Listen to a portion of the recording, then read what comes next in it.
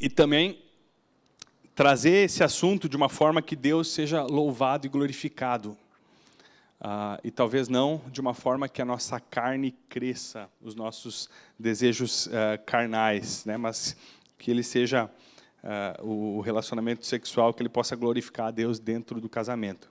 Então eu falo com esse espírito, irmãos, né? De temor diante desse assunto e talvez diante de tantas realidades diferentes que nós vamos encontrar aqui dentro, né? Nesse auditório, né? Realidades de pessoas bem resolvidas, pessoas com dificuldades, com traumas, pessoas que talvez ainda são solteiras, né, e ainda não têm a realidade da sexualidade dentro do casamento. Então, vamos tentar abordar de uma maneira ampla, bíblica. Isso aqui é uma introdução do assunto aí para os próximos domingos, que é a responsabilidade aí dos nossos professores abordar esse assunto. Queridos, eu tenho o costume de orar antes de pregar. Isso aqui não é uma pregação, é um estudo bíblico. Estudo bíblico, perdão, gente. E nós precisamos da direção de Deus. Feche teus olhos. Pai, te agradecemos por esse assunto tão especial, o relacionamento sexual. Ele é tão bonito dentro daquilo que tu criou, Senhor, dentro do relacionamento, do casamento, dentro da tua vontade. Ele é pleno, ele é completo, é uma fonte de alegria e prazer para o casal. Eu te louvo por esse assunto. Mas eu clamo a Ti, Senhor, agora, sabedoria para poder tratar esse assunto, além da nossa revista de EBD, Senhor, tratar ele de acordo com a Tua palavra, tratar com temor e de uma forma que nós, casados, solteiros aqui presentes e aqueles em outras condições, nós possamos viver uma vida nessa área que glorifica o Teu nome, Senhor. Em nome de Jesus, o meu clamor nessa manhã é que Tu cresça e eu diminua. É que a Tua palavra cresça e os nossos corações diminuam, Senhor, e se conformem à Tua vontade. Em nome de Jesus, me conduz nessa manhã e conduz o coração desses que aqui estão presentes, Pai, para que a gente possa compreender esse assunto de uma forma bíblica e de acordo com a Tua vontade. Amém, Senhor. Muito bem, sexualidade e espiritualidade. Será que dá para falar dessas duas coisas ao mesmo tempo, no mesmo assunto? Sexualidade e espiritualidade? São coisas que nós separamos, não é verdade? Ou a gente fala sobre espiritualidade, sobre a vida com Deus, ou fala sobre sexo. Falar sobre os dois juntos é meio complicado na nossa mente, muitas vezes. A impressão que talvez nós temos é que esse assunto do sexo, né, é meio proibido dentro das igrejas. Afinal de contas, são poucas vezes que você ouve falar sobre ele, né? Sobre o assunto do sexo nos púlpitos da igreja. E quando a gente fala sobre o assunto sexualidade, sexo, nós precisamos evitar dois extremos, né? Eu penso assim, dois extremos que nós devemos evitar. Primeiro deles, o extremo de pensar que o sexo é algo sujo, o extremo de pensar que o sexo é algo extremamente carnal e somente carnal, e você não deve falar com ninguém sobre isso. Então, maridos não conversam com a sua esposa sobre a sexualidade, sobre a relação sexual, né? Pais não conversam com seus filhos sobre esse assunto, né? Mas o mundo está conversando e o pessoal está aprendendo, né? A internet está aí e as pessoas estão aprendendo de uma forma distorcida. Então, esse é um extremo. É um troço sujo, feio, não fala sobre isso, né? O outro extremo é a banalização do sexo, que é o que nós vemos no mundo atual, né? O mundanismo. Deus, ele criou o sexo como algo bonito, precioso, dentro do casamento, e o mundo banalizou ele de uma forma em que isso se supervaloriza. E, às vezes, isso chega na igreja também, né? Onde as pessoas talvez valorizam somente o sexo dentro do relacionamento do casamento, ou quando as pessoas estão com tanta busca sobre isso, que acabam distorcendo o padrão de Deus do sexo dentro do casamento. Distorcendo pode ser em adultério, ou no próprio relacionamento entre o casal, né, trazendo algumas distorções aí que não são a vontade de Deus. Então, o outro extremo, falar demais. Falar de menos, tratando ele como algo sujo. Outro extremo, falar demais, banalizando ele, né? Fazer propaganda. É aquela famosa história que talvez você já ouviu, né, da pessoa que fala do seu relacionamento íntimo para todo mundo. O cara fala do relacionamento sexual com a sua esposa para todo mundo sabe o que acontece ou o que não acontece, porque a pessoa fala, né, para Deus e para o mundo sobre isso, né? Banalizar esse assunto ou mundanizar o sexo. Então, por um lado, você vê aquela situação quase católica, né, da sexualidade. Hoje mudou um pouquinho, né, mas a Igreja Católica via a relação sexual, né, a prática da relação sexual para a procriação. Há poucos anos atrás, tinha uma discussão, né, se era, na Igreja Católica, se era certo ou errado usar métodos contraceptivos, né, camisinha ou outros métodos, né? Não, porque o sexo serve para procriar e para gerar filhos, né? Porque de outra forma ele será pecado, né? Esse é o extremo, né? E o outro lado é a depravação que levou a nossa sociedade ao caos e à destruição. E você vê a depravação desse assunto sexo, ele vai sempre se aprofundando. Você vai perceber isso, né? Começa com a depravação do sexo dentro do casamento, fora do casamento, aí começa adultério, né? Ou antes do casamento, a fornicação.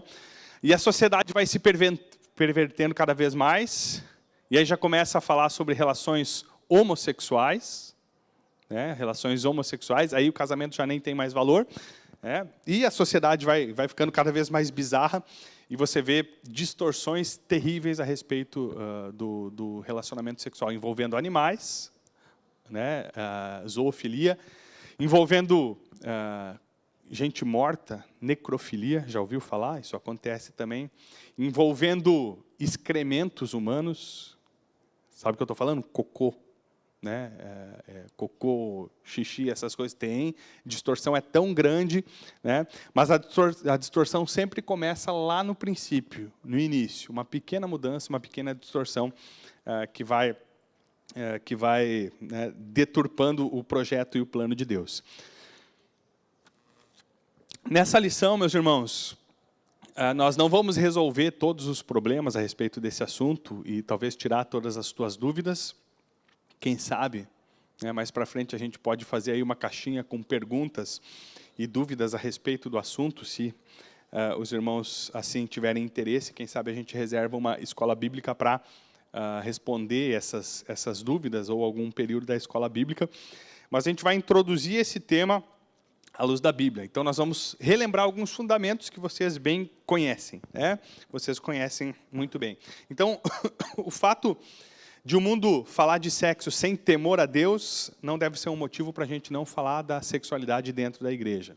O mundo não tem temor a Deus, o mundo deturpou tudo, mas isso não significa que a gente precisa se calar e que os casais da igreja não precisem entender e conhecer o assunto, ou que nossos filhos e filhas não precisem ser instruídos nesse assunto. A gente precisa olhar para a palavra de Deus e encontrar alguns fundamentos bíblicos. Uma frase de Carlos Oswaldo Pinto, que está na nossa revista de EBD. Ele diz o seguinte: a sexualidade é uma bênção concedida pelo Criador para ser desfrutada pela criatura em temor e obediência, para a sua alegria e realização pessoal. E aí, vocês concordam com a frase do Carlos? Ó, lê aí. Lê e me diz, você concorda?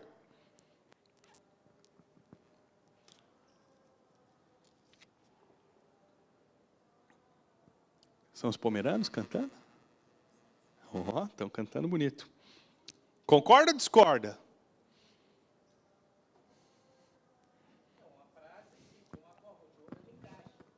Uhum.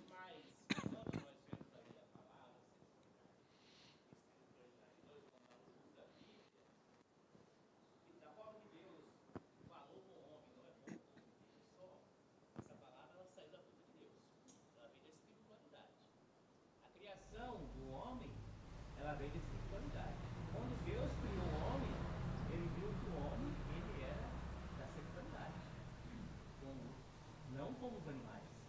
Às vezes deveria ter um princípio dentro daquilo que o plano de Deus estabelecia para ele, e Deus foi conversando com o homem desde o início até então. Quando o homem pecou, a mulher pecou, Deus teve um maior cuidado para que mesmo eles estando sozinhos como casal, para que não houvesse escândalo dentro da família. Observa bem como é que é importante a luz da Bíblia. A luz da Bíblia nós vemos todas as coisas. Nós vemos a sexualidade, nós vemos a criação de filhos, nós vemos o casamento, a permanência do casamento, a espiritualidade, tudo isso vem do plano de Deus. Eu vejo assim, os livros que a gente tem estudado e relacionado a esse tema, todos os livros, quando o autor ele é crente, nós falamos assim, né? Não evangélico, mas quando o autor é crente, ele tem uma família, mesmo quando ele não tem uma família, quando é ainda jovem, ele foi criado dentro de uma família, até então que a Bíblia diz assim, deixará o homem, o pai e a mãe, e unirá a sua esposa e os dois serão uma só carne. Nunca deixará de amar o pai, nunca deixará de amar a mãe, só que a visão que o homem tem da esposa e a visão que a esposa tem do homem não é a mesma forma de mãe e pai. É edificado para que ou haja procriação, se for da vontade de Deus, ou não haja procriação, mas que seja dentro da luz da Bíblia. Eu vou estudar a Bíblia e ver a altura que está o meu casamento. E cada um, na verdade, individualmente falando. Eu não posso adivinhar e nem me ater na vida particular do meu vizinho, conjugalmente falando, mas cada pessoa tem que estudar a Bíblia, assim como nós vamos caminhando nessa lição. Dentro do livro que nós temos estudado, a sexualidade, a frase é muito bonita, mas eu posso extrair parte da frase se ela não venha de acordo com a escritura sagrada. Você vê que é desde Gênesis, né? Isso. Ele coloca ali, né? Em temor e obediência. Acho que é o sentido dele, né? Mas como qualquer coisa, a gente pode tirar do contexto e falar o que a gente quer, né? E aí, gente, que mais? Sexualidade é uma bênção? O que vocês acham? É bênção sobre bênção? Vocês concordam ou não? E deixa eu fazer uma outra pergunta aqui. Talvez o irmão já tenha respondido, né? Mas vamos pensar um pouquinho. Se é uma bênção, por que tem tantos casamentos frustrados nessa área? Ou tanta gente com tantos problemas nessa área, se a sexualidade é uma bênção?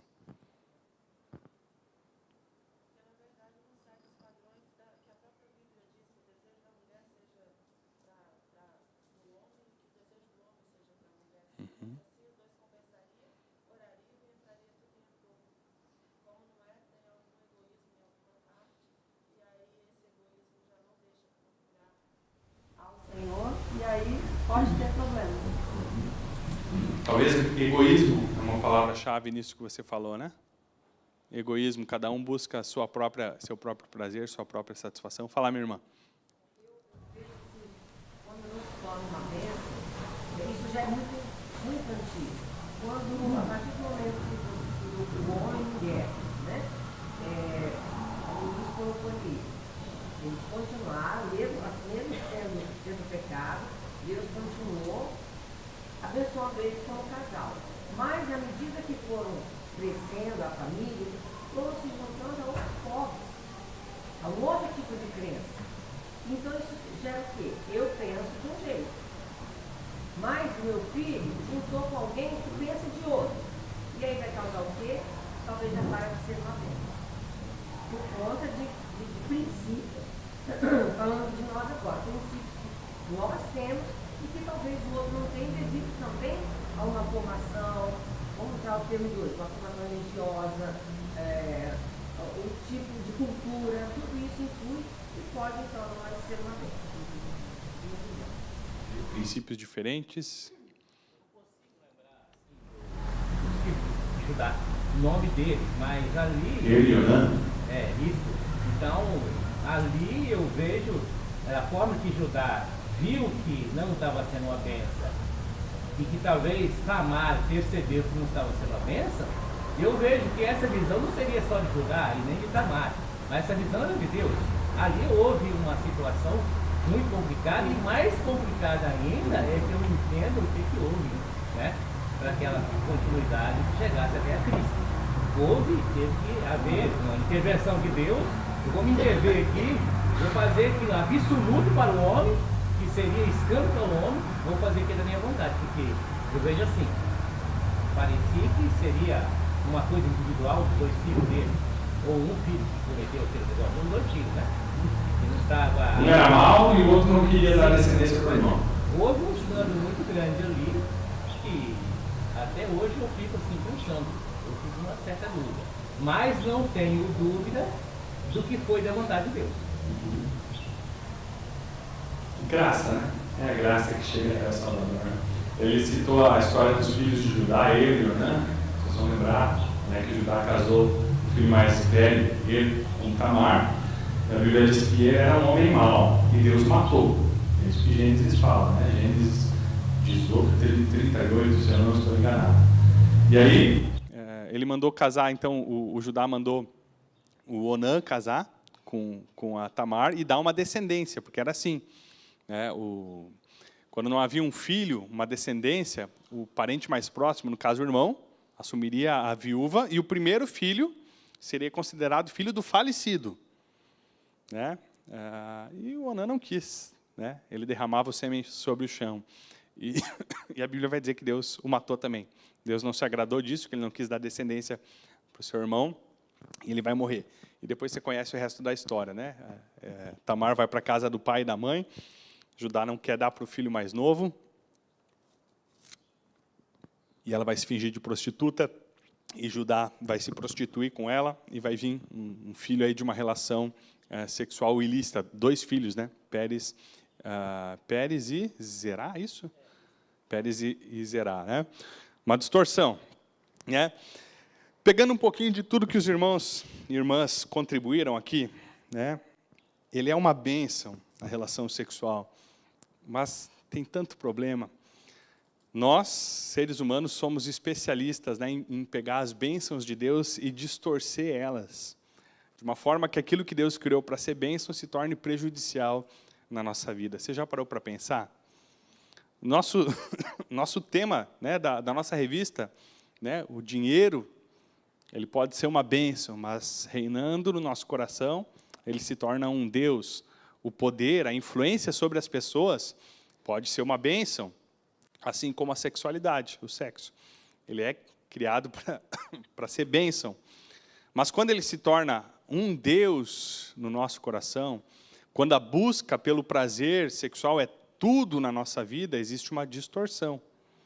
Existe uma distorção, e eu acabei me afastando do padrão, perdão de novo, do padrão de Deus. Vamos falar então sobre a sexualidade humana e trazer alguns princípios aqui, lá do início, foi citado aqui Gênesis, nós vamos nos debruçar a respeito disso. Então, falando sobre a sexualidade humana, o primeiro padrão que nós temos bíblico é que é homem e mulher. Ok? Homem e mulher. Abra sua Bíblia em Gênesis 1, versículo 27. Gênesis capítulo 1, versículo 27.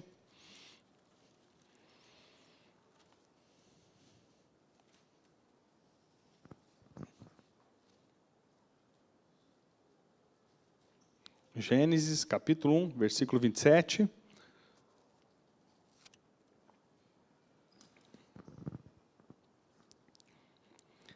E nós vemos aqui Deus criando homem e mulher como seres sexuados, né, dotados dessa sexualidade. Quem pode ler? Deus criou o homem à sua imagem. A imagem de Deus o criou. Homem e mulher os criou. Deus criou o homem à sua imagem, a imagem de Deus os criou. Finalzinho, homem e mulher os criou, versículo 27, finalzinho deles. Tem alguma versão diferente, bíblica aí? Ou todas as versões aí que vocês lembram, tá? Homem e mulher os criou? Macho e fêmea. Macho e fêmea os criou, né? Essa versão reflete um pouquinho melhor o hebraico. A primeira palavra que você vê aqui, Deus criou o homem, quando aparece esse homem, é a palavra Adão. Tá? que é parecido com o nome de Adão. E essa palavra, às vezes, significa homem masculino, mas às vezes significa humanidade. Então, quando você lê Deus criou o homem à sua imagem, está falando da humanidade. Né? Da humanidade. Deus criou Adão à sua imagem. A humanidade, os seres humanos. A imagem de Deus o criou. Agora, a segunda palavra, homem, que aparece aqui, é uma palavra diferente, a palavra zakar. E essa palavra significa macho, né? Como a tradução que a irmã leu. Zakar é macho. E a segunda palavra, mulher, é nekebá, que significa fêmea. Macho e fêmea os criou. E aquilo, meus irmãos, que nós entendemos pela biologia, e é um ensino simples e milenar, que hoje está sendo desconstruído, porque essa é a técnica, né, de Satanás e do reino da grande Babilônia. Aquilo que é tão simples, a Bíblia revela já no capítulo 1 de Gênesis, macho e fêmea os criou. Mas a distorção faz com que o ser humano pense que existam outros gêneros, né, outros tipos, que não macho e fêmea. Aquilo que a biologia já nos fala, o homem rejeita.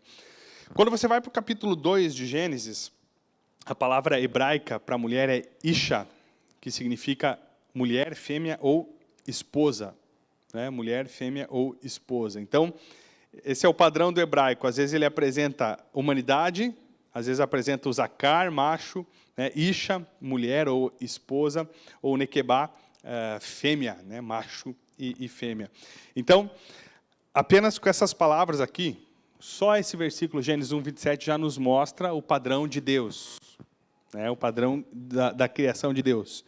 Homem e mulher, macho e fêmea. E nós poderíamos colocar aqui, junto com esses textos, 1 Coríntios capítulo 6, do 9 até o 10, 9 e 10, onde você vai ver que a Bíblia fala sobre o pecado da homossexualidade, né? Romanos 1, 26 e 27. Nós poderíamos lembrar da história de Sodoma e Gomorra, né? Onde os homens queriam ter relações sexuais com os anjos, né? Nem sabiam que eram anjos, mas eram os homens bonitões, né? Fala, traz para fora esses homens que a gente tenha relações com eles. Então, nós vemos a perversão daquilo que Deus criou. Esse é o nosso mundo, ele vai pervertendo. Né? A perversão, muitas vezes, começa dentro do casamento, sai do casamento e ela vai crescendo cada vez mais. Vai crescendo cada vez mais. Isso é um alerta, né, ao nosso coração. Homens e mulheres, e talvez especialmente dos homens que são muito visuais. Cuidado com a perversão daquilo que a gente olha muitas vezes, né, na internet, ou o jeito como se olha para outras mulheres, porque a perversão sempre vai crescendo. Essa questão da sexualidade é como se fosse um buraco que você vai cavando e não tem fundo. Enquanto você não aprende a estar satisfeito dentro do casamento, a perversão vai crescendo cada vez mais e nada satisfaz o coração de um homem ou de uma mulher. Né? E você vê, especialmente jovens e adolescentes dessa nova geração, que estão muito expostos à pornografia. Né? O menino, ele começa olhando, né, fotos, isso é pecado, gente. Isso tem que ficar claro, isso é pecado. Né? Ele começa olhando fotos de mulheres nuas, depois ele vai olhar a relação sexual, depois ele vai olhar relações homossexuais, depois ele vai olhar vídeos de relações sexuais em grupo, depois ele vai olhar com animais, e a perversão vai crescendo e a satisfação vai diminuindo. Por que diminui a satisfação? Porque está fora do padrão de Deus. Está fora do padrão de Deus. Quanto mais longe do padrão de Deus, né, pensando em qualquer coisa, mas na sexualidade, né, mais a perversão aumenta. E é por isso que o que a gente observa na sociedade tende a piorar. Se está feio agora, né, você vai ver piorar ainda mais nos próximos anos. Né? É o padrão de Sodoma e Gomorra que nós vemos na Bíblia. Né? Vai deturpando. Pode falar, minha irmã. As pessoas não conseguiram se satisfazer, vamos pensar só no casal que não sai do contexto de casal. Só que se você for olhar hoje, o sex shop é uma das coisas que mais cresce. Por quê? Porque aí o casal pensa assim, vamos incrementar com uma coisinha. Depois do outro mês mais outra coisa. E não há coisas suficientes nem para fazer com que aquele casal consiga se satisfazer. É a insatisfação do coração do ser humano, né? Cada casal ele tem a sua liberdade dentro das quatro paredes, né? No seu relacionamento para satisfazer um ao outro.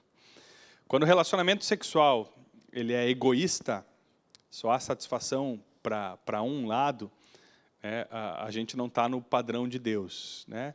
Dentro daquilo que a Bíblia nos aponta, o casal tem essa liberdade para satisfazer um ao outro no relacionamento sexual. O cuidado é esse, né? A Alessandra apontou, né? Vai tentando coisas novas, porque nada mais satisfaz. Então a gente tem que ter esse olho aberto, né? Voltando aqui, né? Deus criou macho e fêmea. Deus também planejou o relacionamento homem e mulher, e isso inclui o sexo. Gênesis 2, 18 a 25. Mais uma vez, vou pedir ajuda aos irmãos para lermos o texto. Gênesis 2, 18 a 25.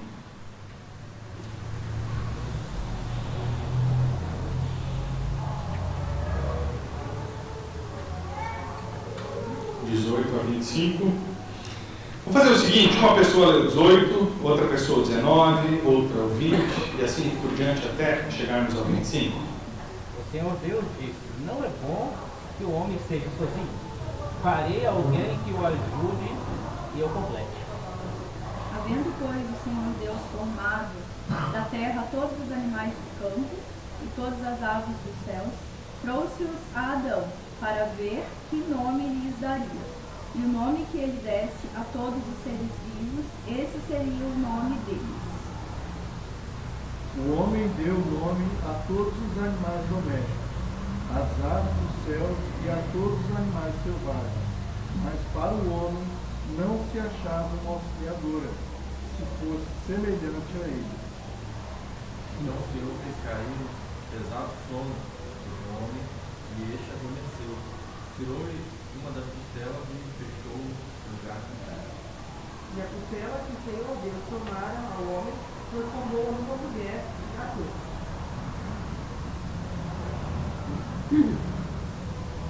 23. Disse então o homem, esta sim é osso dos meus ossos e carne da minha carne. Ela será chamada mulher, porque do homem foi tirada. Por essa razão o homem deixará pai e mãe e se unirá à sua mulher, e eles se tornarão uma só carne.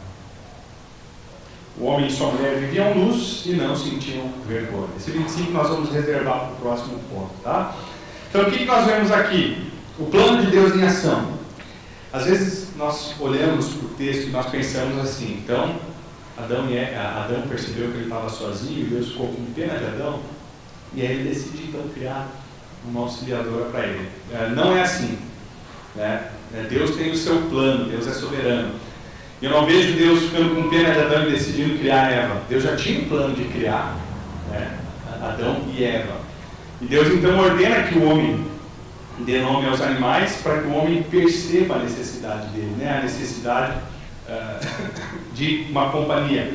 Deus faz Adão ver que ele estava sozinho, né, por isso que ele vai levar Adão a dar nome aos animais, né, porque ele vai perceber que os animais têm cada um a sua companheira, né?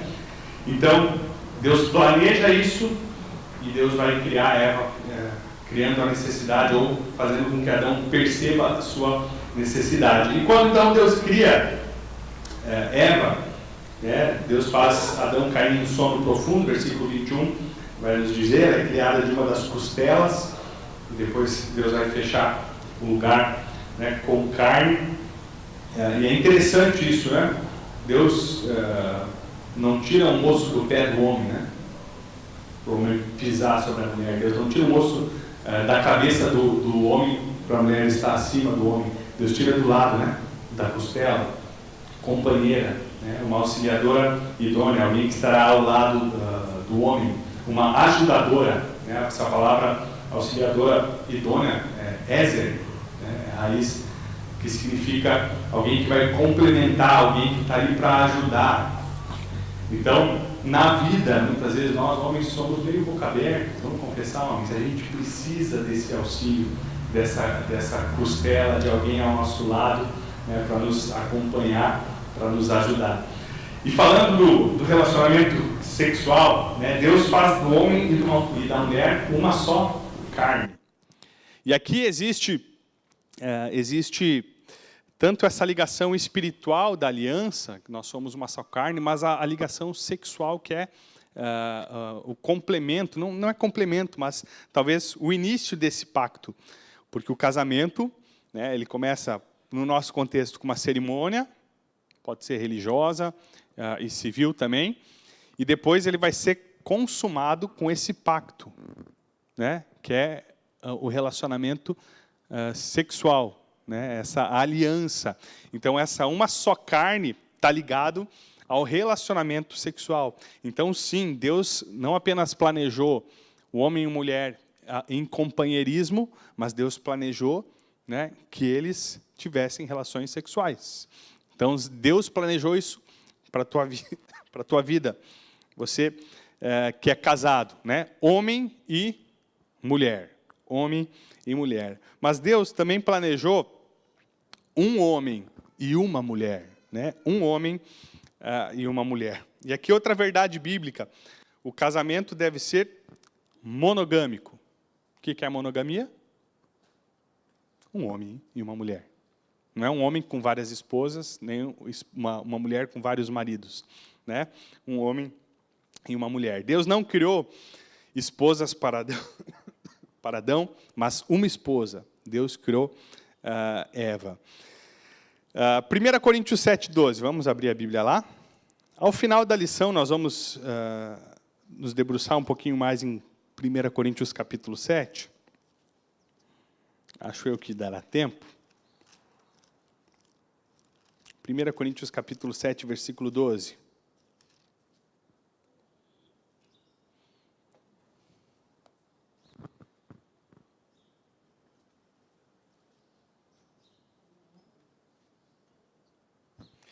Sim, mas eu errei o versículo. Versículo 2. Eu botei o 12, mas é o 2. Pode ler alguém, por favor.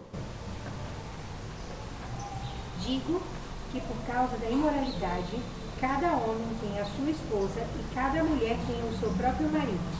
Reforçando essa ideia. O seu, a sua. Né? Não há um coletivo aqui, várias esposas, vários maridos. Depois nós vamos abrir 1 Timóteo também, e ver essa ideia aí dentro da liderança da igreja. Bom, o casamento deve ser monogâmico. Nós vemos isso no princípio da criação. Paulo está reforçando isso em 1 Coríntios 7. Mas por que nós vemos exemplos de homens na Bíblia que eram polígamos?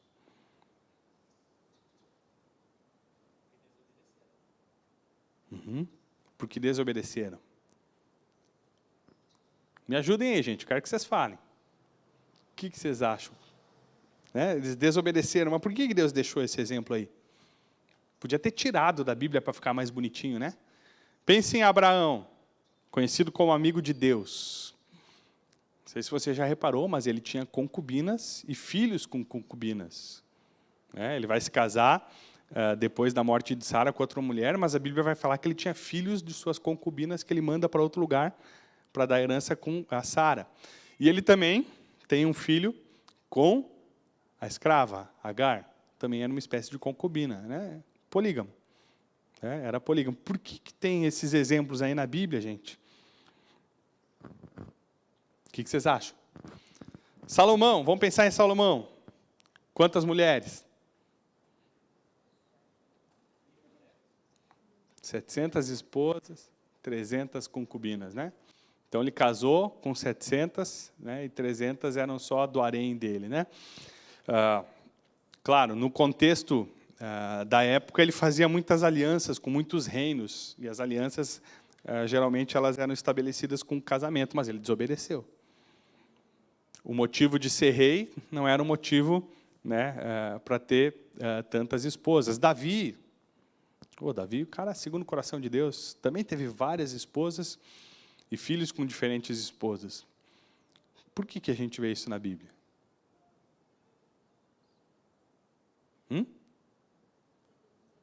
Isso. Deus não esconde o erro de ninguém, né? Deus faz questão de mostrar. Nós olhamos para esses homens, admiramos a sua fé, e muitas vezes nós esquecemos de que eles eram homens, seres humanos, eu digo, pecadores, passíveis de erro. E mesmo em meio a homens passíveis de erro, Deus construiu a história do seu povo. Deus foi mudando o coração desses homens, né, ao longo da história. Mas você olha a situação desses camaradas que eu citei. Abraão foi o primeiro que eu citei, né? Ele teve o filho Ismael com Agar. Olha as consequências do erro dele lá no passado.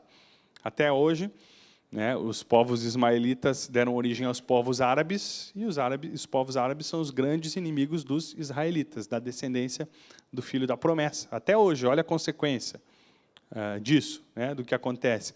Você pega, por exemplo, Davi.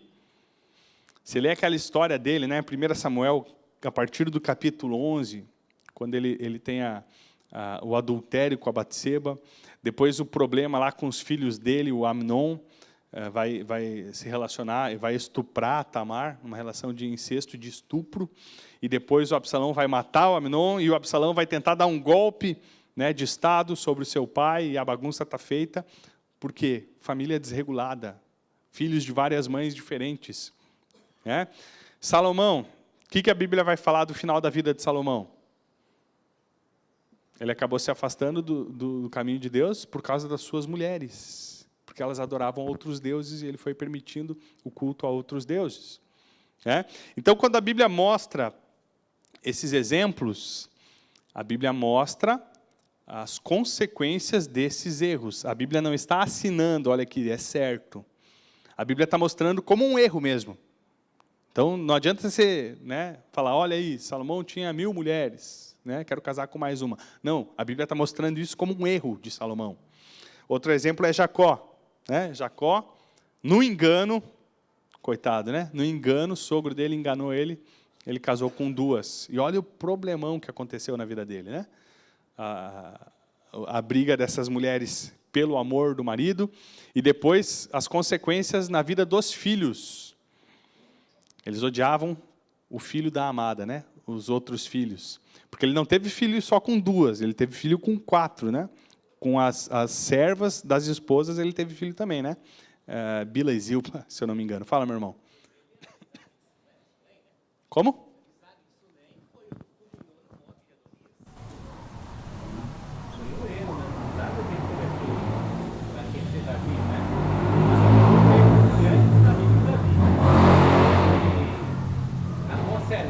Deveria ter lá amizade também para aquecer o velhinho não estava aquecendo, e aquela situação culminou na morte de Elias.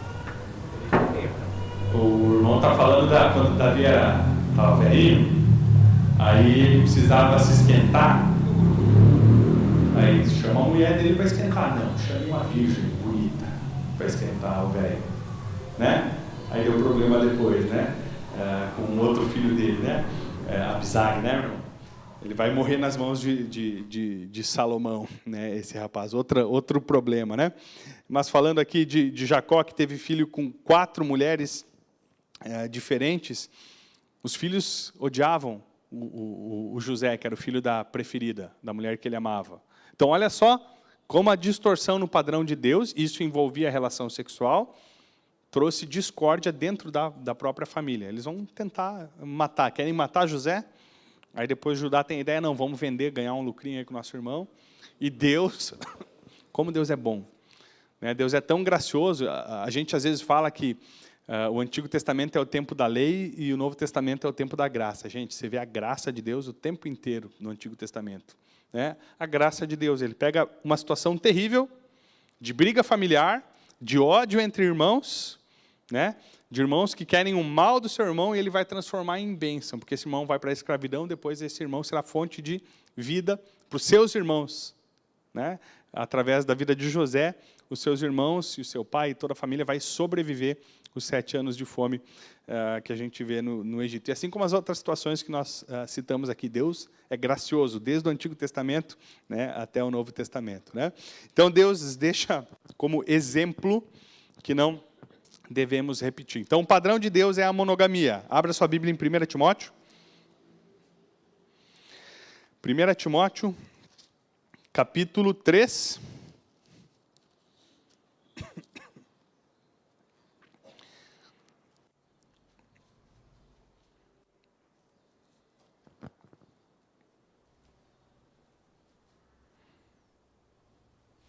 Versículo 2 diz assim, 1 Timóteo 3,2, é necessário que o bispo seja irrepreensível, marido de uma só mulher, moderado, sensato, respeitável, hospitaleiro e apto para ensinar.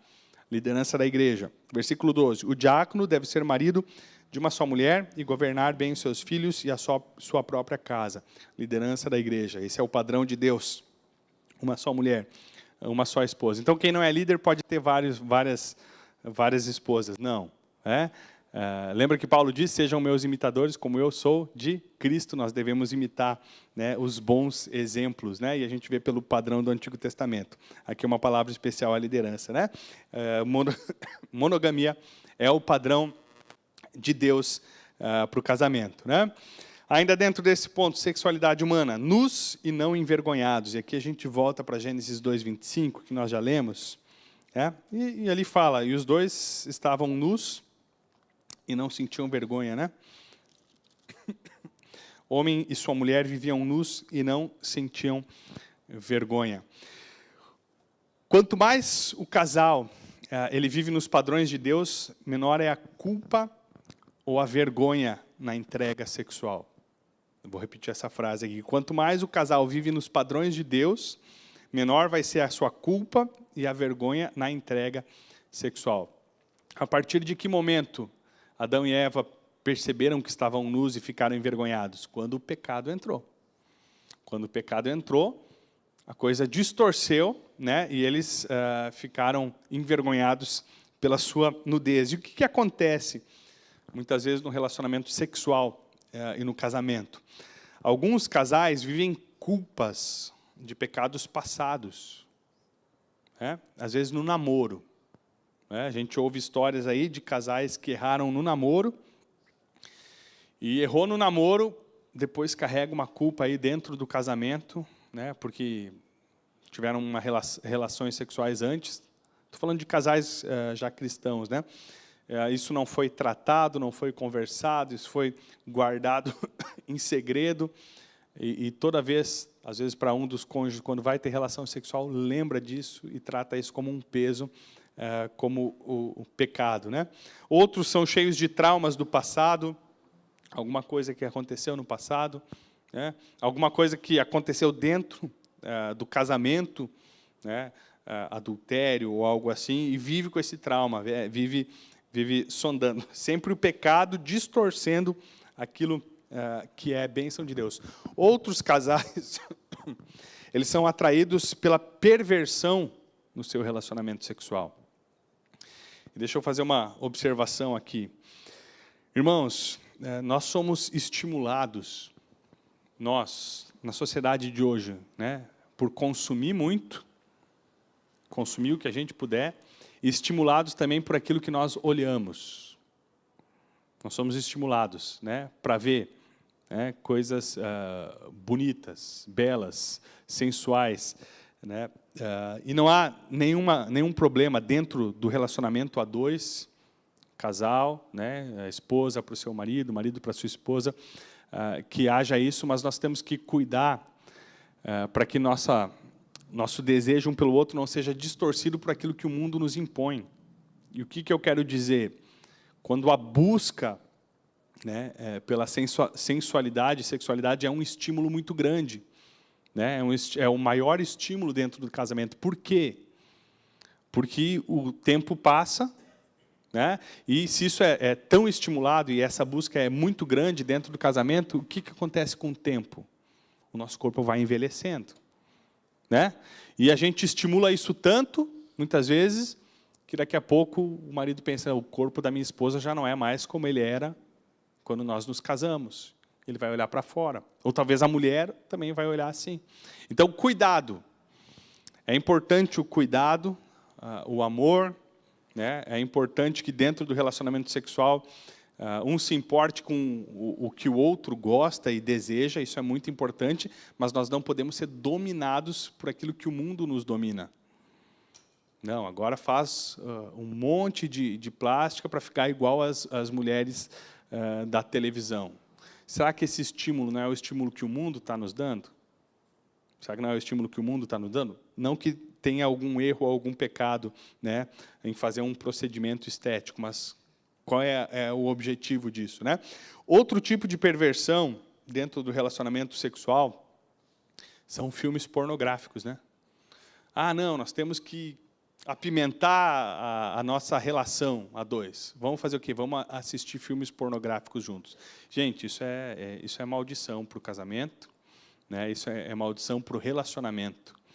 Uma coisa que Deus criou pro casal, né? Pro casal a dois. Você não traz imagens de outras pessoas, porque os dois estarão adulterando nesse momento. Jesus falou que olhar, e depois nós vamos ver a teologia de Jesus, né? Olhar para uma mulher e desejar ela no coração, já concretiza o quê? Adultério. E você está olhando lá filme pornográfico para fazer a mesma coisa com a tua esposa, pensando na atriz pornô, a mulher pensando no ator pornográfico. Adultério. Isso é adultério, gente. É adultério. Então, a gente não pode atrair essas coisas para o nosso casamento, né? Porque nessa geração nova, a geração dos mais novos, o que acontece? O menino cresce olhando essas coisas, filmes pornográficos, né? Por um desajuste, por pecado, por perversão. Isso fica muito claro, porque é perversão. E, às vezes, vai casar, o homem casa e ele acha que a esposa tem que se comportar igual a atriz do filme pornográfico que ele olhava. A esposa tem que fazer a mesma coisa. Então, acaba linkando o relacionamento sexual que poderia ser prazeroso, bom e gostoso entre os dois, linkando com aquilo que foi pervertido, né, nos filmes que, às vezes, o homem olha, ou nas revistas que ele olhava, né? Então, cuidado, meus irmãos. Nós precisamos encontrar satisfação no nosso relacionamento, cada um no seu relacionamento, óbvio, né? Encontrar o marido na esposa, a esposa na mulher e os dois em Cristo, né? Se está um negócio distorcido, se é uma busca frenética por um prazer, e esse negócio está desenfreado, é porque o nosso coração não está centrado em Cristo e tem coisas que precisam ser tratadas, né? Então, quando nós nos aproximamos de Deus como casal, nós entendemos o sexo como bênção, e a vergonha pelos corpos nus é substituída pela alegria e prazer de desfrutar a bênção de Deus no sexo dentro do casamento, né? Então, a vergonha vai sendo substituída pela alegria e pelo prazer de estar com o cônjuge, né?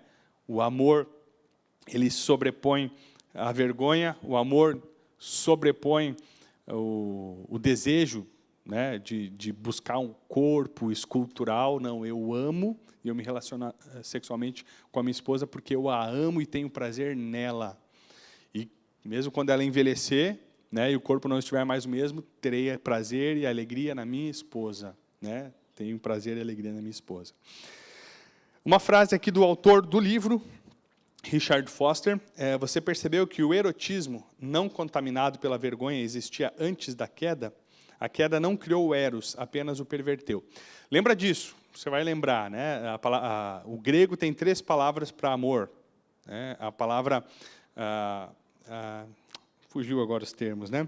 Uma delas fala do amor de Deus, vocês conhecem? Ágape, né? Ágape fala do amor de Deus, ou amor incondicional. A palavra philos, que fala do amor e de amizade, e a palavra eros, que vai falar desse amor com paixão, esse amor que tem esse desejo sexual.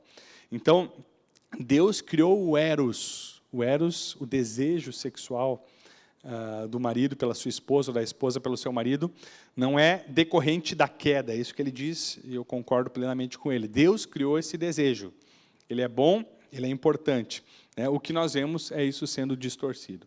Então, na história da criação, vemos o homem e a mulher atraídos um para o outro, nus e não envergonhados. Sabem que masculinidade e sua feminilidade são obra das mãos de Deus, assim como o afeto apaixonado de um pelo outro. Também as suas diferenças os unem. São homem e mulher, mas também são uma só carne. Os dois num relacionamento em amor. Por que deveria estar presente a vergonha? Sua sexualidade é criação de Deus. Então, retirando toda a parte da perversão, né, que eu destaquei aqui, nós devemos desfrutar da nossa sexualidade, amar um ao outro, amar o nosso cônjuge como um presente de Deus. Né? E quando há algum problema aí no meio, esse problema precisa ser tratado. Né? Celebração do amor. E aqui nós temos algo importante. Né? O relacionamento sexual faz parte da celebração do amor. Vejamos alguns textos bíblicos que enfatizam isso. Então, nós vemos na Bíblia textos que vão nos lembrar a respeito desse amor sexual. Em primeiro lugar, a palavra eros, que eu citei aqui, que é a palavra grega. Né? E temos alguns textos aqui. Abra sua Bíblia em Cântico dos Cânticos, ou Cantares, né? De Salomão.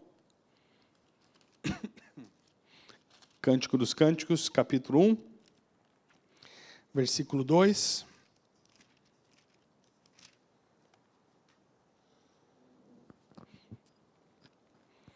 O que nós temos ali?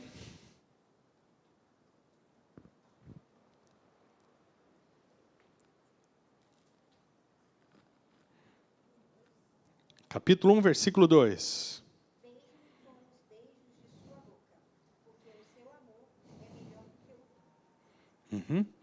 Beije-me com os beijos da sua boca. Olha só, que palavra apaixonada da Sulamita, né? Pelo seu noivo aqui, que provavelmente é o rei Salomão. Isso aqui, o Cântico dos Cânticos é um cântico de casamento, né? Uma poesia de casamento e que celebra o amor do casal. E ele tem muitos elementos da sexualidade. Né? E o beijo é um desses elementos. Eu sei que hoje isso está muito distorcido e a gente vê o pessoal ficando e se beijando, né? Namorando e se beijando, mas o beijo ele sempre vai despertar. Você é casado, você sabe do que eu estou falando, né? O beijo ele sempre vai despertar o desejo sexual. Então ele é um prelúdio do relacionamento sexual. E é interessante que quando ele fala do amor, algumas versões vão falar as carícias são mais agradáveis com vinho. Aqui é uma palavra hebraica, dod, que é a primeira palavra amor. Tem 3 palavras amor em Cântico dos Cânticos, eu vou destacar 2 aqui. Esse é o amor da paixão. Olha só como ele compara esse amor com o vinho. Vamos pegar o contexto do vinho na época, tá? Para a gente poder entender bem esse texto. O vinho ele era usado em celebrações, em festas. O vinho era uma bebida importante para esses momentos na celebração do povo de Israel. Celebração, festa. E aqui ela está comparando esses beijos, que são os prelúdios, né? O prelúdio aí da relação sexual, com essa festa, com essa especiaria, com essa bebida tão importante para a época. Esse desejo sexual dentro do casamento. É isso que ele está comparando, a Sulamita aqui está comparando. Né? Então, você pode comparar aí os beijos da tua amada com aquilo que é bom e gostoso para você. Não sei o que você gosta. Né? Compara hoje aí, talvez, quem gosta de uma Coca-Cola, um suco de uva, um suco de laranja, não sei o que você gosta, né? Mas você pode dizer, olha, os beijos do meu marido, os beijos da minha esposa são tão bons quanto isso. Então, essa primeira palavra aqui em Cântico dos Cânticos vai falar desse amor físico que envolve esses beijos. E várias vezes você vai ver, beije-me, ele, ela, vai falar dos seios da sua amada, muitas vezes vai aparecer isso. Cântico dos Cânticos 8, eu só separei 2 textos, né? Que não quero me prolongar, né? 8, 6 e 7. Diz assim, ó, coloque-me como um selo sobre o seu coração, como um selo sobre o seu braço, pois o amor é tão forte quanto a morte, o ciúme tão inflexível quanto a sepultura. Suas brasas são fogo ardente, são labaredas do Senhor. Nem muitas águas podem apagar o amor, os rios não conseguem levá-lo na correnteza. Se alguém oferecesse todas as riquezas da sua casa para adquirir o amor, seria totalmente desprezado. Aqui é outro lado do amor. Um lado é o amor físico, a paixão sexual, e aqui é o lado do compromisso. Esse aqui é o amor ahavá, aquele primeiro era o dod, né? Aqui é o ahavá. Significa uma profunda afeição, que está ligado ao compromisso e um desejo incontrolável de estar com a outra pessoa. Sabe o que é o ahavá? É aquele sentimento de saudade, né? Está longe lá, ficou longe uma semana, o cônjuge viajou, né? A mulher viajou, o marido viajou, e vem aquele sentimento, eu queria estar junto, eu queria estar ao lado, né? Então esse é um amor voluntário e intenso. E aqui fala de um compromisso, por quê? Olha como esse amor é apresentado. Nem as muitas águas podem apagar esse amor, né? Suas brasas ardentes são labaredas do Senhor, e as águas não conseguem apagar, os rios não conseguem levar ele. Ou seja, existe um compromisso. Você percebeu que ela falou aqui, ponha-me como um selo? A Sulamita fala, ponha como um selo sobre o seu coração. Lembra como é que eram usados os selos na época? Os selos eles eram usados para as correspondências pessoais, especialmente de gente importante, né? Reis ou pessoas nobres. Então, se escrevia uma carta, era um rolo, fechava ela e se selava ela. Às vezes era barro ou cera, e com um anel ou com... não é a corrente, né? O selo do rei poderia ficar no pescoço. Ele selava aquela argila ou aquela cera e ficava a marca dele.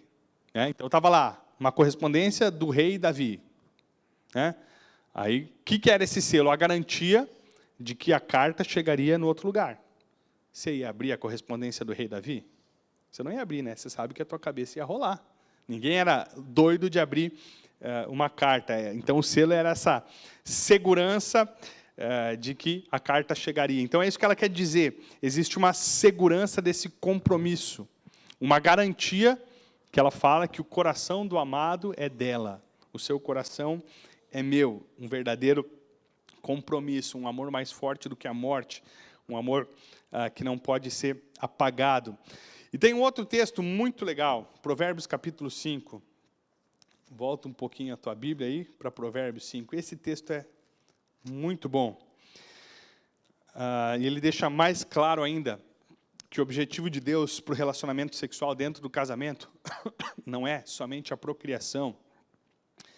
Olha só, Provérbios capítulo 5. Esse provérbio aqui está num contexto, capítulo 5, de adultério, né, de evitar o adultério. Vai falar para você não beber das águas de outra cisterna. Então, ele fala de uma forma poética. Né? Por exemplo, versículo 13. Beba das águas, versículo 15, perdão. Beba das águas da sua cisterna, das águas que brotam do seu próprio poço. O que é isso? Ele quer que você tenha um poço em casa e beba da água do teu poço? Não, está falando do casamento, do relacionamento. Então, desfrute das bênçãos da sexualidade dentro do casamento. Como assim? Por quê? A gente continua lendo, né, e a gente vai perceber. Por que deixar que suas fontes transbordem pelas ruas, seus ribeiros pelas praças? Está falando de adultério. Né? Que elas sejam exclusivamente suas, nunca repartidas com estranhos. Que a água da cesã da tua casa você não pode repartir com as pessoas, é isso que ele está falando? Né? Tem que ter um poço? Não, ele está falando do relacionamento sexual do casamento. Né? Olha só o 18 agora, né, que nos ajuda a entender isso. Seja bendita a sua fonte, alegre-se com a esposa da sua juventude. Gazela amorosa, corça graciosa, que os seios da sua esposa sempre o fartem de prazer e sempre o embriaguem os carinhos dela. E o 20 vai falar para você não ser desencaminhado pela mulher imoral, né, pelo adultério. Ou seja, a Bíblia está usando aqui de uma linguagem, né, sexual dentro do casamento, que haja satisfação, que os seios da esposa, da amada, fartem o seu marido de alegria e de prazer no relacionamento sexual. Então, às vezes a gente tem vergonha de falar, mas a Bíblia mostra isso. Né? Mostra esse amor entre o marido e a sua esposa e mostra que o sexo deve ser fonte de alegria, prazer e satisfação para os dois. Né? Ainda haveriam outros textos aí que falam bastante sobre isso. Né? Sexualidade e espiritualidade não são inimigas. Né? Eu vou correr um pouquinho aqui, gente. De fato, Deus criou o ser humano como um ser sexuado e espiritual, e os dois assuntos vão se complementar. Então, a gente pode, sim, falar sobre sexualidade e espiritualidade. O problema é transformar a sexualidade em uma divindade. Foi o que falamos no início. Quando eu coloco isso como um Deus na minha vida, como a busca em si mesmo, como o objetivo da minha vida, eu quero casar, né, o jovem cristão, né, a jovem cristã, eu quero casar para poder fazer sexo. Cuidado. Isso aí pode estar uma distorção, posso estar buscando algo que talvez vá me frustrar. Né? Vamos analisar as palavras de Cristo e de Paulo sobre o assunto. Vamos lá. Jesus e a sexualidade. Jesus ampliou o padrão a respeito da sexualidade. Mateus 5, 28, o Senhor Jesus nos diz o seguinte. Lembra, né? O padrão do fariseu, do mestre da lei, era o seguinte. Se você não comete adultério físico, ou seja, relação sexual, então você está em santidade, não cometeu adultério. Jesus vai aumentar esse padrão. E ele diz, mas eu lhes digo, qualquer que olhar para uma mulher e desejá-la, já cometeu adultério com ela no seu coração. Então, quando se fala em sexualidade, Jesus amplia, né, o padrão a respeito da sexualidade. Adultério não é apenas o ato consumado. O adultério começa no coração, no olhar, no pensamento. Ele também falou sobre divórcio, Mateus 19, capítulo 6.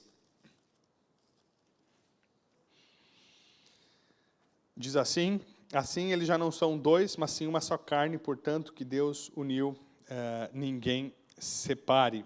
Versículo 8, ele vai dizer, Moisés permitiu que vocês se divorciassem por causa de suas mulheres, por causa da dureza do coração de vocês, mas não foi assim desde o princípio. Eu lhes digo que todo aquele que se divorciar de sua mulher, exceto por imoralidade sexual, e se casar com outra mulher, estará cometendo adultério. Então, Jesus também falou sobre divórcio e se posicionou biblicamente contra o divórcio. Então, irmãos, sei que talvez tem muitas histórias aqui, a gente não vai trabalhar muito tempo a respeito disso, em outra oportunidade. O divórcio nunca é o padrão de Deus e nunca é o que Deus deseja. Eu lembro de conversar com um casal, lá quando eu trabalhava no Sul, né? E o homem estava querendo sair de casa, né? E ele me disse, vamos ver o que Deus quer. Não, meu irmão, o que Deus quer? Tu sabe o que Deus quer. Deus não deseja o divórcio, né? O que acontece, irmãos, é que nós temos que ter sabedoria e amor para lidar com as pessoas que muitas vezes estão assim na igreja, ou chegaram assim na igreja, né? Em outro momento a gente vai falar, né? Às vezes há uma insistência de alguns pastores para que se volte ao primeiro relacionamento, né? E a gente vai ver, até pelo padrão do Antigo Testamento, Deuteronômio 24, que esse não é o plano de Deus, né? O divórcio não é a vontade de Deus, mas quando ele acontece, a gente precisa lidar com isso e restaurar os corações e as pessoas. Assim como, né, o adultério pela visão não é o padrão de Deus, mas e quando você, homem, olha? Acabou a tua vida? Você não pode mais servir a Deus? Não, tem que pedir perdão, né, tem que ser restaurado, né, e você pode servir a Deus também.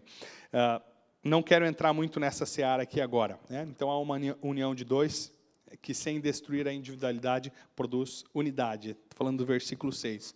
São uma só carne. E eu quero, agora ao final, pausar um pouquinho aqui em Paulo e a sexualidade. Talvez em 1 ou 2 minutos fazer o fechamento da nossa lição aqui. Qual era o estado civil de Paulo, gente? Vocês sabem? Qual? Será que Paulo era solteiro? Bom, casado nós sabemos que ele não era, né? 1 Coríntios 7, 8, ele diz assim, gostaria que todos os homens fossem como eu, mas cada um tem o seu próprio dom da parte de Deus. Um de um modo, outro de outro. Digo, porém, aos solteiros e às viúvas, é bom que permaneçam como eu. Por que eu fiz essa pergunta, qual era o estado civil de Paulo? Paulo fazia parte do Sinédrio, Atos capítulo 7, 58, ele vai ser enviado pelo Sinédrio para perseguir a igreja do Senhor Jesus. E para fazer parte do Sinédrio, um judeu tinha várias coisas, né? E uma delas é que ele deveria ser o quê? Casado. Ele deveria ser casado. Então, eu não sei o que aconteceu com Paulo, não posso afirmar. Eu não sei se ele foi uma exceção, o pessoal deixou ele entrar no Sinédrio, mesmo sem ser casado. Não sei se ele era viúvo, né? O que a gente pode afirmar aqui, divorciado, acredito que não, né? Mas não sei. O que a gente conclui aqui por 1 Coríntios 7 é que ele estava sozinho, por isso que ele vai aconselhar o pessoal a ficar sozinho. Mas se era viúvo, né, ou se era solteiro, nós não podemos ter certeza, né, porque ele fazia parte do Sinédrio, né? E Paulo, que vivia sozinho, ele vai deixar alguns conselhos sobre a sexualidade. Foi falado sobre algumas partes desse texto aí ontem. eu quero destacar apenas algumas, né? 1 Coríntios 7, do 1 até o 5. Quanto aos assuntos aos quais vocês escreveram, é bom que o homem não toque em mulher. Mas por causa da imoralidade, cada um deve ter a sua esposa e cada mulher o seu próprio marido. Então você vê que o primeiro conselho dele é viver sozinho. Melhor, né? Para ele era melhor. Mas, porque a gente tem desejos e muitas vezes não consegue controlar essa imoralidade, né? Cada um tem o seu próprio cônjuge. Versículo 3, o marido deve cumprir seus deveres conjugais para com a mulher, da mesma forma a mulher para com o marido. A mulher não tem autoridade sobre o seu próprio corpo, mas sim o marido. Da mesma forma, o marido não tem autoridade sobre o seu próprio corpo, mas sim a mulher. Não se recusem um ao outro, exceto por mútuo consentimento e durante certo tempo para se dedicarem à oração. Depois, unam-se de novo, para que Satanás não os tentem por não terem domínio próprio. O que ele está falando aqui? Da relação sexual, que não deve negar um ao outro. Deve haver relação sexual dentro do casamento. Então, um casamento saudável, deve haver relacionamento sexual, né? A não ser por um tempo, para que você dedique à oração, mas não pode ser tanto tempo assim também, né? Então, esse é o padrão que Paulo nos fala sobre o sexo dentro do casamento. Deve haver constante, um deve satisfazer o outro. E perceba aqui que Paulo não está falando da esposa satisfazendo o marido. É uma satisfação mútua. É uma satisfação mútua, um satisfazendo o outro dentro do relacionamento sexual. Tá? Um satisfazendo o outro. Outro princípio importante, versículo 8 e versículo 9.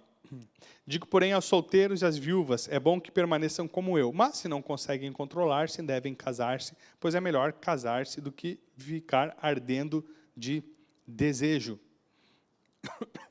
Então, outro princípio que ele dá é, aos jovens aí, solteiros, é melhor casar do que ficar subindo pelas paredes, né? É melhor se casar do que ficar aí ardendo em desejo, né?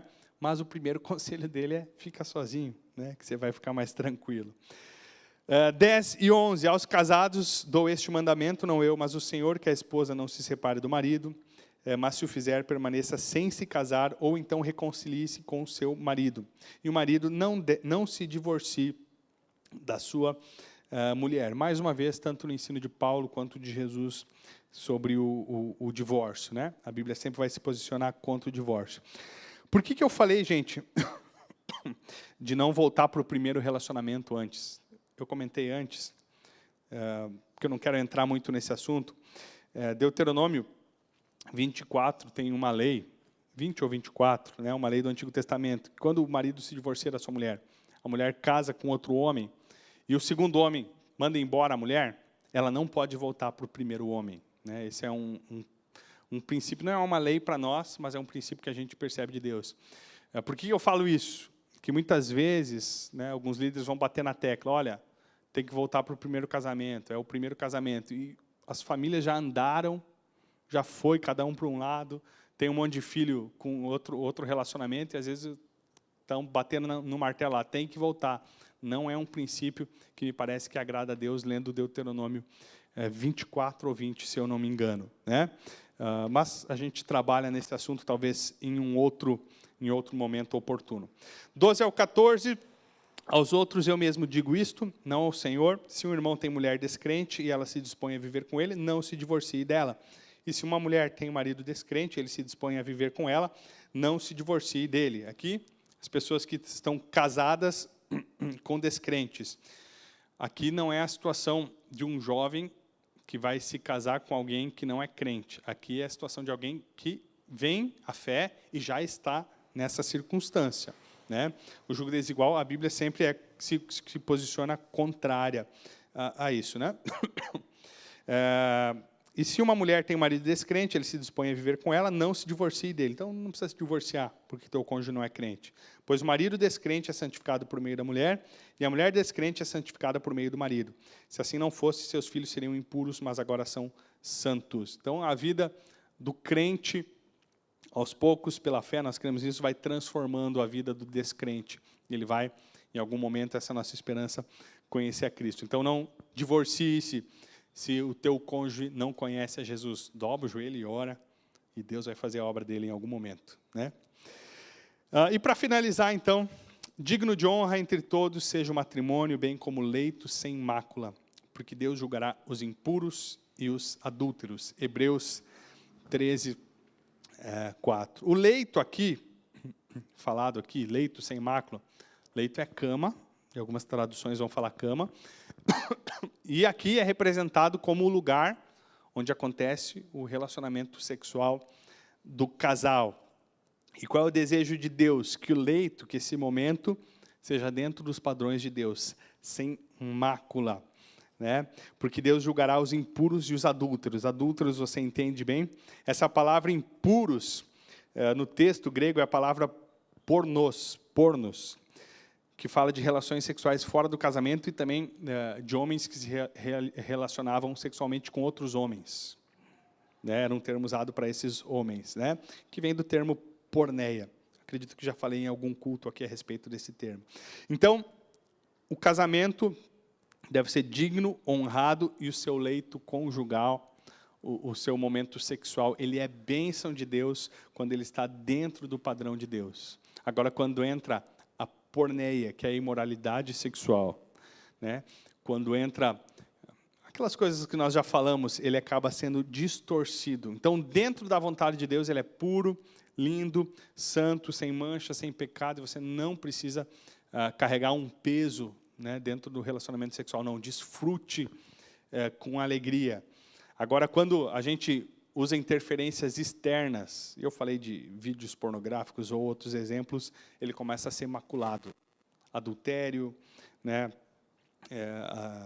outras coisas aí que a gente poderia falar, né, ele começa a ser maculado, ele começa a ser sujo, ele não é a vontade de Deus. Então, permita-se viver uma vida de santidade, relacionando-se sexualmente com seu cônjuge, sem peso, sem culpa, em um momento que deve ser prazeroso para os dois e que glorifica a Deus. Tá bom? Um momento a dois não é um momento sujo que Deus não está olhando, não. Ele glorifica a Deus, porque o amor do casal é reafirmado, a sua aliança é reafirmada nesse momento. Então, dentro do padrão de Deus, você é livre para desfrutar desse momento.